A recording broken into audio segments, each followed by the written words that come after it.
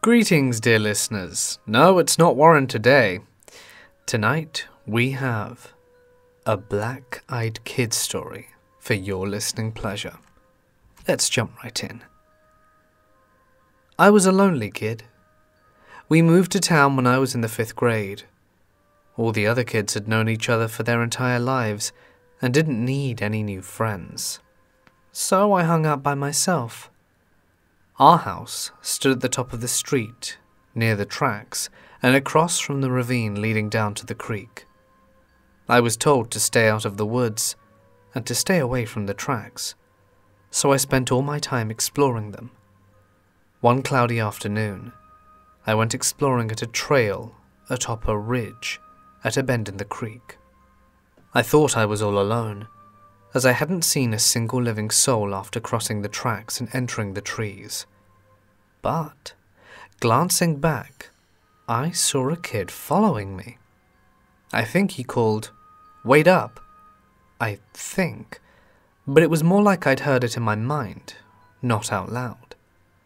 I stared at him as he came towards me. He was a funny-looking kid. Short. He couldn't have been more than 4 foot tall and spindly, with the whitest skin I'd ever seen. His skin was so pale, almost bloodless. The hair was funny too, really black and long, falling into his eyes. His eyes. There was something funny about them too, although I couldn't have explained exactly why I thought so. He was dressed in all black, which was weird. The only person who I knew that wore black was Mr. Graves, the minister. The kid stopped about 6 feet away from me and didn't appear to want to come any closer. "Want to see a dead dog?" he said. At least I think he said it. I didn't really see his lips move, but I heard him clear enough. I didn't really want to see it. But I didn't want to appear chicken either. So I said, "Okay." The kid turned away from me and began walking back up the path. This is kind of hard to explain. I had trouble following him with my eyes. He seemed to disappear for a moment, then reappear again. It was confusing. We seemed to be going a long way. "Hey, where are we going?" I called out to the kid. Again, I heard the voice in my head. "It's just up ahead." The kid's back was turned away from me, so I couldn't tell if he was actually talking to me out loud or not. And then, I sort of lost track of time. All I can remember was walking, and then we were standing beside the signals bridge, which spanned the tracks. It was on the other side of a major street from the woods where I'd met the kid, but I didn't remember crossing the road. "How'd we get here?" The kid was pointing at something lying beside the tracks. It was a dead dog. Its head had been ripped off, and the brown fur was covered with hordes of flies. I could actually hear them buzzing before I saw the dog. It was gross, but I found that I couldn't look away. I stared at it for I don't know how long before suddenly I snapped out of it. I was snapped out of it by the blaring horn of a speeding locomotive bearing down on me as I stood there like a dummy. I just managed to jump from the tracks when the train was less than 100 yards from me, and I ran all the way home, where I stayed for the rest of the evening. In fact, I stayed in for a few days. I was totally freaked out. I couldn't explain what had happened. It was like the freaky kid had hypnotized me or something. And who the heck was he anyway? And where did he go? I saw him again about 4 days later, when I looked out the window of my grade 5 classroom. He was standing at the frost fence that separated the schoolyard from the nearby apartment complex. He must have been a football fields away from me, a thick black line with a white head. But I knew the kid was staring at me, and I could feel him, hear him in my head. "Come here." I looked towards him and shook my head. I didn't want to go. Besides, I was sitting in class, I couldn't just leave. At recess, I stood around with a bunch of guys who were trash-talking the Leafs. I wasn't interested in hockey, but I didn't really want to be alone. The strange kid had come into the schoolyard, but no one noticed him, even though he was funny-looking. "Come with me. I want to show you something," he said, speaking without making a sound, without moving his lips, but directly into my mind. "No, last time you tried to kill me," I said back to him, but unfortunately I spoke out loud. "Come with me." "No." "What's with Screwball?" Geordie asked the other guys. Screwball was me, at least that was my name around school. "Weirdo's talking to himself," Davy then laughed. "Hey, are you alright?" Alan asked. He was one of the few kids that was nice to me. I didn't say anything else. It was obvious they couldn't see the weird kid. Someone fetched a teacher. I was taken to the nurse, and glad to be away from the kid, but was worried he may be waiting for me outside after school. But I didn't see him then. I awoke in darkness. I didn't know what time it was. I was in grade 5, I didn't have a watch, but I knew it must have been very late. It was so late and quiet. It must have been the middle of the night. This strange kid was standing at the foot of my bed.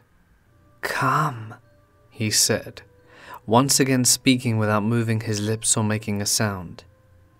"Come, I have something to show you. On the tracks." "No," I tried to yell, but I couldn't make a sound. Instead, I climbed out of bed. A policeman stopped me as I was crossing the street and heading for the dirt path leading to the railroad tracks barefoot and clad in only my pajamas. According to the cop, I was sleepwalking and only semi-conscious, so rather than the usual punishment, I was sent for counselling. I was more frightened of that than I was frightened of any physical punishment, and wondered if I should tell the doctor about the weird kid. But the night before my appointment, the kid was outside my bedroom window. The window was closed, and I couldn't really see his lips move, but I could hear his voice quite distinctively. "Don't tell about me, or I'll kill your mum and dad. I'll know if you tell." I didn't say a word. In the end, they sent me to stay with my grandparents who lived out west, and I stayed there for many years. At first I dreamt about the strange kid a lot, and sometimes I thought I saw him, but he was always far away, always at a distance. Eventually, I forgot about him, until he came back. I was 19 years old the next time I saw the kid, and under rather embarrassing circumstances. I was in the back seat of my old Camry on the darkened road on the outskirts of the city, when the young woman I was with suddenly whispered, "There's someone there." I looked up, and staring from the back seat was the weird kid from my childhood. I was about to yell obscenities at him, but he silenced me with an imperious, "Come with me." And so I went, half undressed, but I went with him. She was standing in the shadows of the trees, her body concealed by a long black cloak, and she was naked underneath. Her skin was alabaster white and seemed to glow in the darkness. I don't remember what happened after that, but I can guess. Perhaps I blotted it out. In any case, by the time I got back to the Camry, 3 hours had elapsed, and my girlfriend was gone. I never saw her again. I might have brooded over these events, but instead I moved on quickly, quite literally, as a few weeks later I headed off for a university in another town. The Great Escape. Only once in my 4 years at school did I see the kid. This was off in the distance under a streetlight, as if waiting for me. But I was coming home from the pub, and had a skin on, to put it mildly. So I figured I was just tired and had imagined it. I graduated, moved to Calgary, got a job, got married and became the father of 2 wonderful children. Years passed. But then something unusual happened. I got offered a job, a very good job, in my old hometown, and so came back. In retrospect, that might have been a big mistake. The place had certain associations I had forgotten, but which hadn't forgotten me. I had been back for several months when I was awakened in the wee small hours of the night to find my nemesis, the strange boy with the white skin and dark hair and clothes, standing at my bedside. I felt a cold hand immediately crush my heart. "Who are you?" I whispered, not wanting to wake my wife. Its answer was simple. "Come."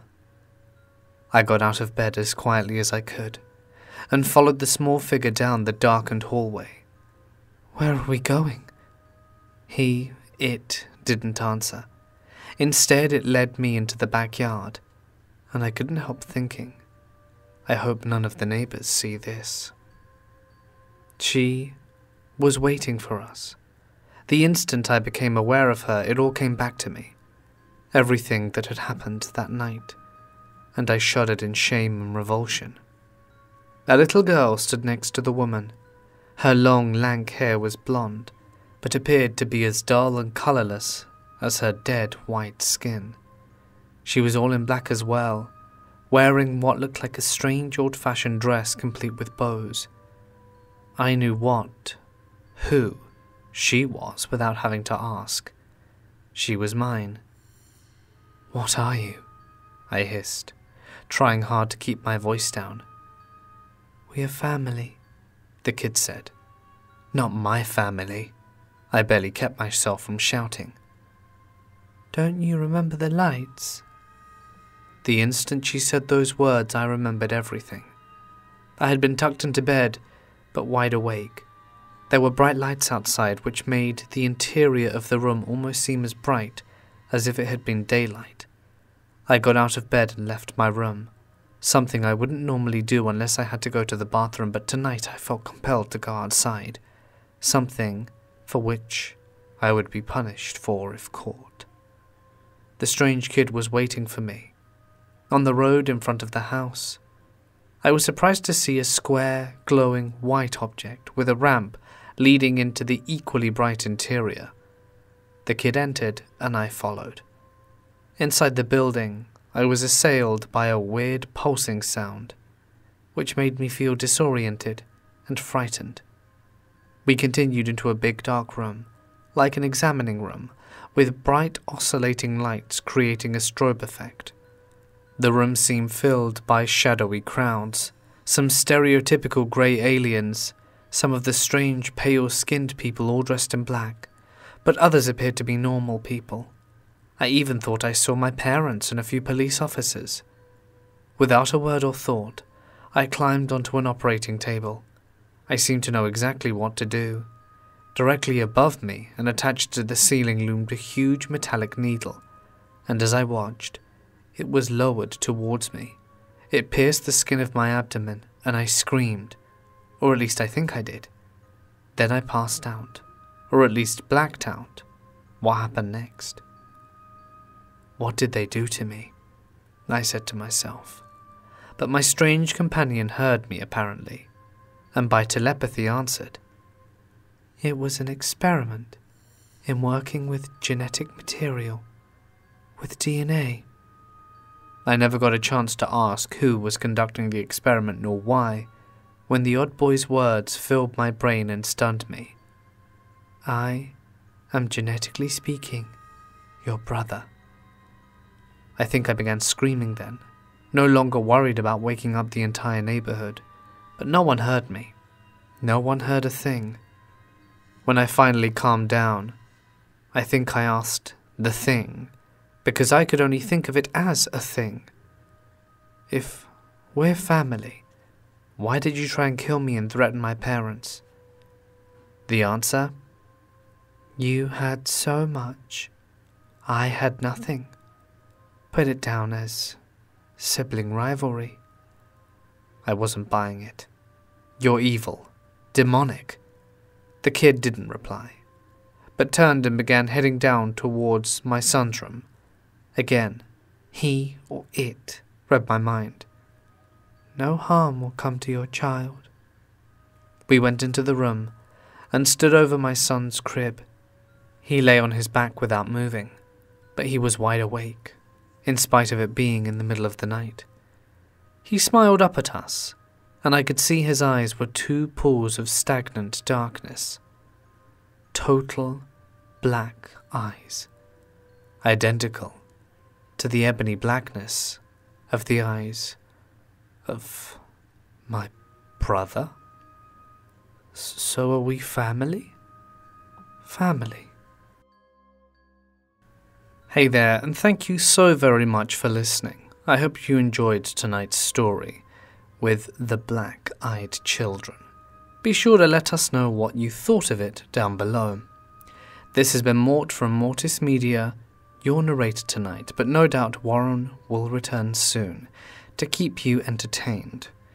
In the meantime, I do suggest that you subscribe to A Warning to the Curious and press the little bell icon for even more stories.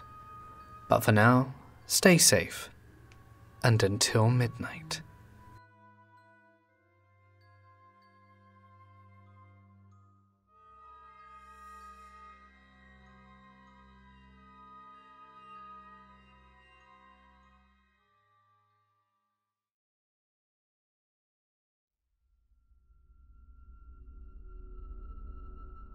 A note from Warren.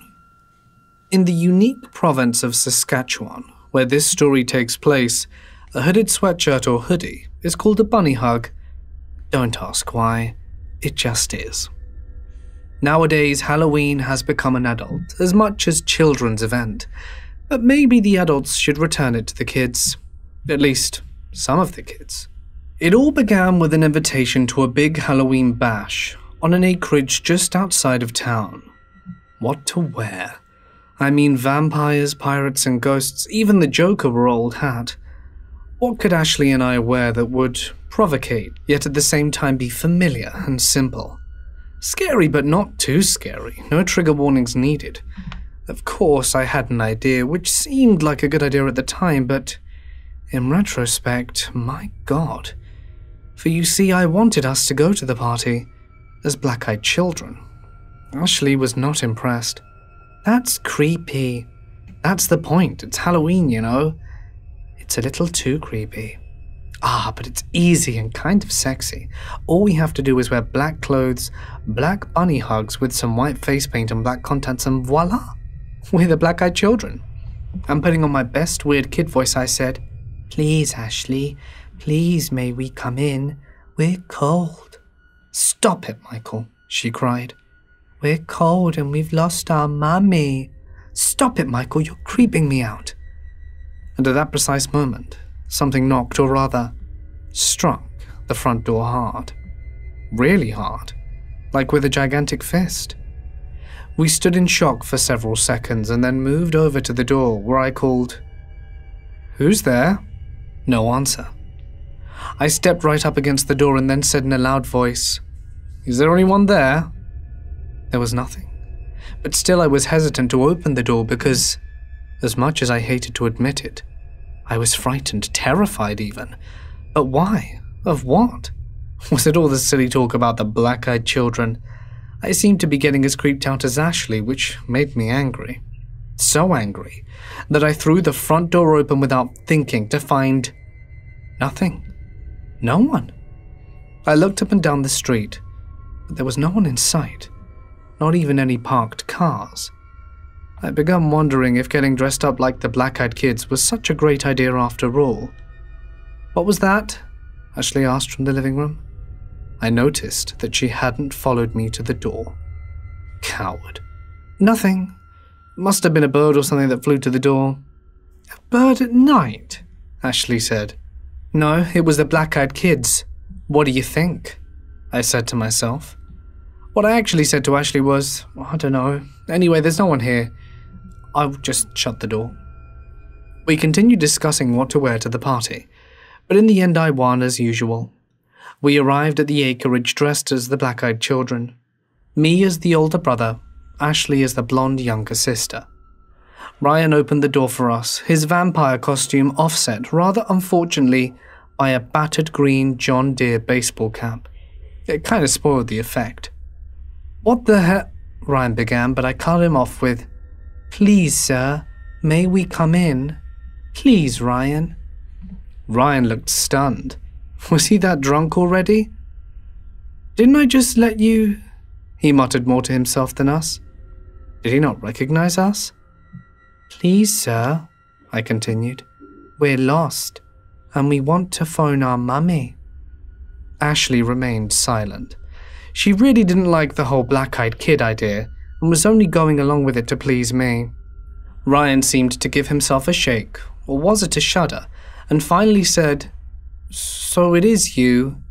"Trick or treat," I said sarcastically. He must be plastered. "Oh, sorry, you're the second pair of black-eyed kids to show up tonight." "Crap, someone else has already come as them?" There goes our chance to freak people out. While Ryan was getting Ashley a hard seltzer, I went in search of the rival black-eyed kid couple and found them. Well, one of them, the female in the kitchen. I was surprised by her appearance, as she didn't look like the typical black-eyed person. Goth, yes, but she was barefoot, wearing a very long black dress with what appeared to be a cowl. Her face was dead white, pockmarked, thin lips and cracked. Normally I would have been repulsed. Normally. But tonight I somehow was fascinated. I stood there like a fool staring at her. I planned to say, "So, you're the one who stole my costume, my dear?" Instead, what I did was say was, "Who are you?" restraining a sudden impulse to reach out and try and touch her to make sure she was real. "You know me, Michael," she said quietly. "You've always known me." And then she was gone. Just vanished. How is that possible? She was just there. I left the kitchen and looked for her in the living room, not there. And then checked all the other rooms, all of them, even the bathrooms. Then went out back, where the party had overflowed. In the end, I came upon her in a darkened corner at the rear of the lot, beneath a grove of spectral birch trees. I reached out and took her hands. They were icy cold with black and incredibly long fingernails. "You say I've always known you, but where? Where do I know you from? What's your name?" "Don't you remember the lights, Michael?" The instant she said the words, I remembered everything with a shock. It all happened around the time I was in grade 1. We were living in the North End in a quiet suburban neighborhood, our house close to the school I had just started attending. I was woken up in the middle of the night to find my bathroom bathed in lights, as if it were daytime. My parents were in the room fully dressed. They didn't speak, but somehow I knew they wanted me to go with them. We left the house and walked silently along the road. It was warm.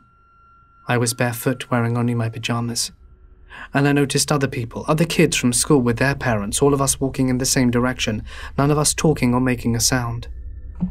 We walked noiselessly down to the boulevard, where we entered a long, low red brick building, which was a clinic of some kind or a medical facility. Inside the building, I was assailed by a weird pulsing sound, which made me feel disoriented and frightened.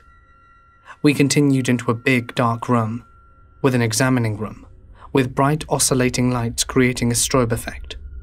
The room seemed filled by a shadowy crowd, some stereotypical grey aliens, some strange pale-skinned people all dressed in black, but some appeared to be normal people, local people, parents. I even saw a number of police officers. Without being told, I climbed up onto an operating table. I seemed to know exactly what to do. I saw other kids on other tables directly above me, and attached to the ceiling loomed a huge, metallic needle. As I watched, it was lowered towards me and pierced the skin of my abdomen. I screamed then, or at least I think I did. I had passed out, or at least blacked out. So what happened next? I remember.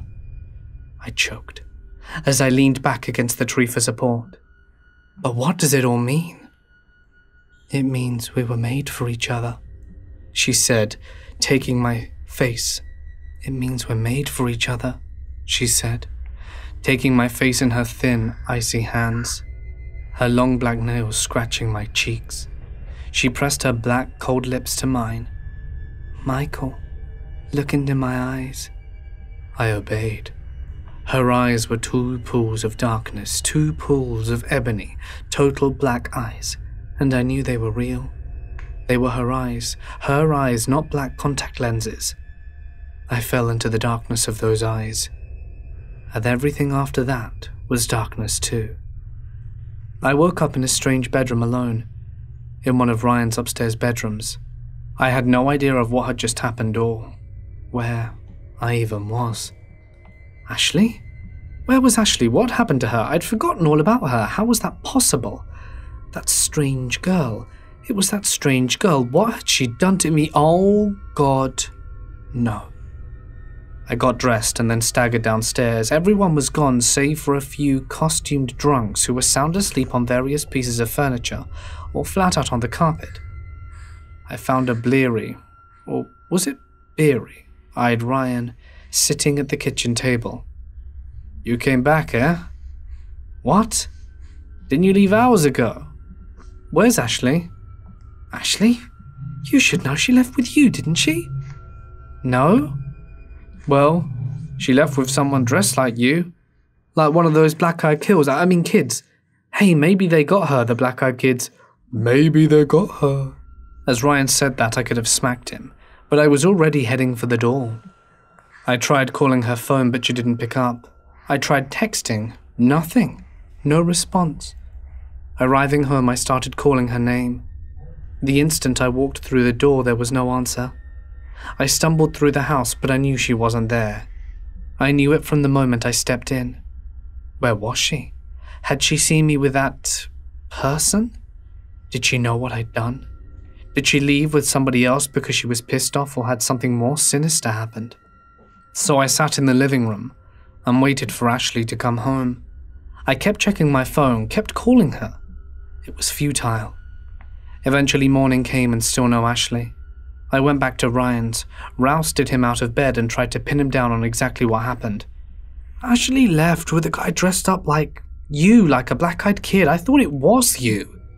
They'd left early. That's all Ryan could tell me. That was a week ago. Ashley has never returned home. In fact, she hasn't been seen anywhere, and I'm to blame. Her parents have accused me of having done something to her. They've even hinted at murder. The police have their suspicions too. I'm scheduled to take a lie detector test next Tuesday. It's that serious. I'm innocent of murder or doing any physical harm to Ashley, but I'll probably take the test and fail, as I'm guilty. Guilty of leaving Ashley alone, of not looking after her, for they've taken her, and I don't think she'll be coming back, ever. Someone keeps knocking on my front door. Suddenly I realize it's a bunch of little kids chanting trick or treat. It's Halloween. I'd forgotten all about it, but I've got no candy to give them. Nothing to give anyone. Nothing. But still those damn kids keep pounding on the door. They won't go away. They won't go. Finally, in both exasperation and despair, I force myself to get up off the couch. I stagger over to the door where I yell, "Go away. I've got no candy. Just leave me alone." After a pause, I hear a plaintive voice say, "Please, Michael, please let me in. I'm cold and hungry and afraid of the dark." Ashley? I throw open the door. She stood on the doorstep, still dressed as the black-eyed kid. Her skin was still deathly pale, her blonde hair lank and disheveled, her feet dirty and bare. Her face was dirty too. But it was her eyes that arrested my attention.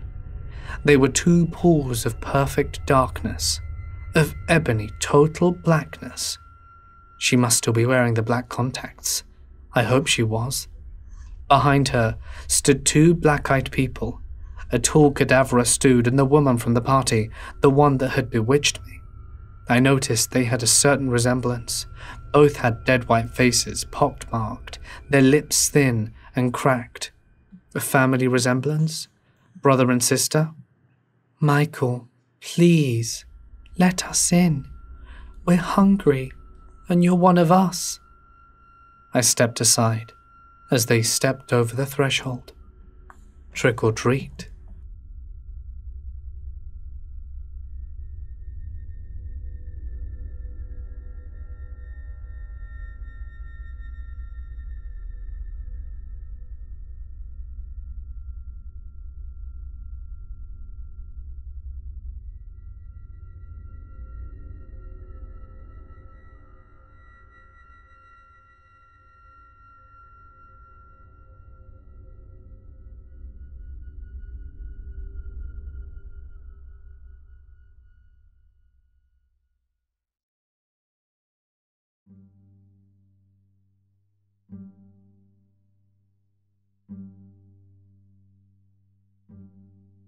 I drive a cab, and my time is the graveyard shift, which most drivers hate.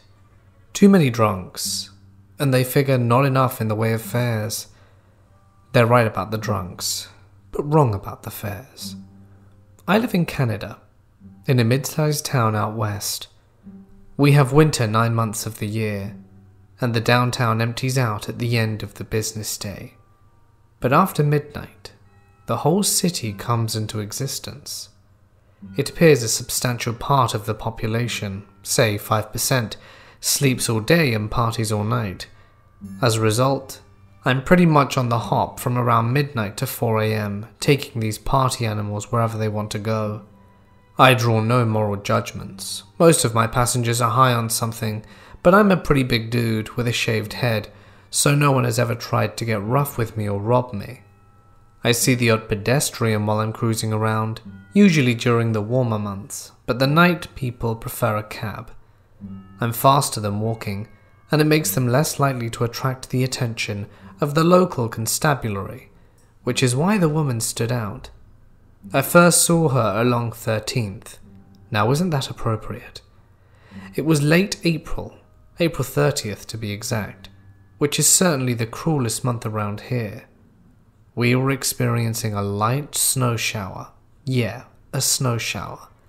At the moment I first laid my eyes on her, it was around midnight. Due to both the time and the weather conditions, she was the only one on the street, but I would have noticed her even in the midst of a crowd. She was very tall, with a round, pale, lovely face, with classic aquiline features. Her eyes were very dark, black, while the hair I could see under her hood was golden honey blonde.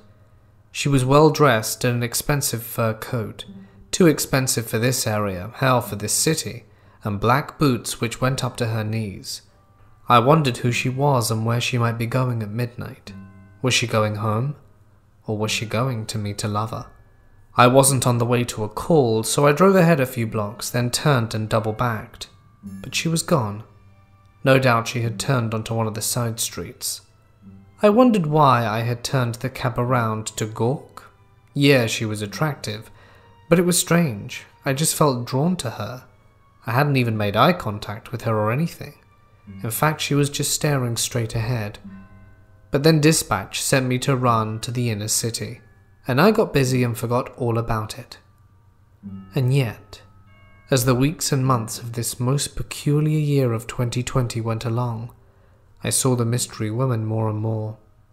Always late at night, always alone, and always walking along an empty street with no other pedestrians, and always a little closer to me every time I noticed her. The fewer people around might explain why I saw her and noticed her so often. Yeah, it might explain it. Might. But I also noticed that the weather always took a turn for the worse whenever I saw her, either before or directly after. One night as I drove through the canyons of downtown, I could see vivid flashes of lightning arcing through the darkness overhead. An electrical storm was coming, a bad one too, and I pulled into a parking garage to get out of the downpour. I found a spot at ground level and parked where I could see the street, and heard a clap of thunder so loud it actually shook the multi-level structure. And then, the rain came down. I rolled down my window to listen to the symphony of precipitation when I caught sight of something out of the corner of my eye. It was the mystery woman. She was dressed very appropriately in a long black gunslinger's raincoat. Had she come here to get out of the rain? Or was she here for some other purpose? I called over to her with the idea of asking if she needed a ride. "Hello?" But she ignored me. Either that, or she didn't hear me over the cacophony of the storm. I stepped out of the cab, but in the instant I wasn't looking at her directly. She disappeared. I took a quick turn and looked around the darkened garage, but I couldn't see her. Surely she didn't walk out into all the rain. I got back in the car. She was in the back seat. After I got over my astonishment, I spluttered, "Can I take you someplace?" She said something that I didn't quite catch, so I finally fully looked around and looked into the back seat, but she was no longer there. My eyes swept the garage in case she had returned to her previous position near the front, gazing out at the Raynham Road, and then I too was looking out at the dark rain, falling, falling, falling, and then I too was falling into darkness. It had stopped raining by the time I returned to full consciousness. The time on the dashboard read 4:14 a.m. I had to have been asleep for at least 2 to 3 hours. And then I remembered the woman. What had happened to her? Where had she gone? I pulled the car in gear and left the garage, but I only went a block before I made myself pull over. I was as weak as a kitten and afraid I was going to pass out. I rolled down the window to breathe in some of that good, clean, fresh air which only comes after a storm, hoping it might revive me. I heard dispatch calling my cab number and wondered if they'd been trying to contact me and for how long. I picked up and said, "I'm going to have to book off now. I've been fighting a migraine for hours and need to go home." I told them I would be back tomorrow and went home and slept for 12 hours straight. When I finally awoke, I was feeling pale and completely washed out. My throat hurt, and it seemed red and inflamed like I had a rash. A mystery woman only seen at night?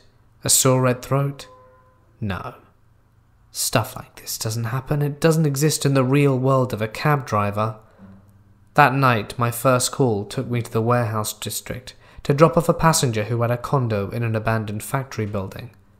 I always wanted to live in a place like that. Yeah, I know. After I dropped the passenger off, I should have gone to one of the big nearby parking lots and waited for my next call. But I was restless, so I went cruising the side streets of the warehouse district. I liked the old buildings, the old brick factories. A fairly thick fog began to roll in, adding to the atmosphere. And then through the glistening mist did I see her again. Tonight she had a goth look, black hoodie, black pants, black boots, but I could still make out her pale white skin, which seemed to glow in the gathering gloom. Once again, she was totally alone. She turned at once to cross the street, and after a moment I put the car in gear and crept slowly forwards, planning to follow at a discreet distance. But when I turned the next block, she had vanished into the fog. Gone. I pulled over to the curb, no sense in wasting gas, and then she was there right next to me, by my driver's side window. She was looking at me and staring at me, with this arch smile on her face. I rolled my window down and said, "Who are you?"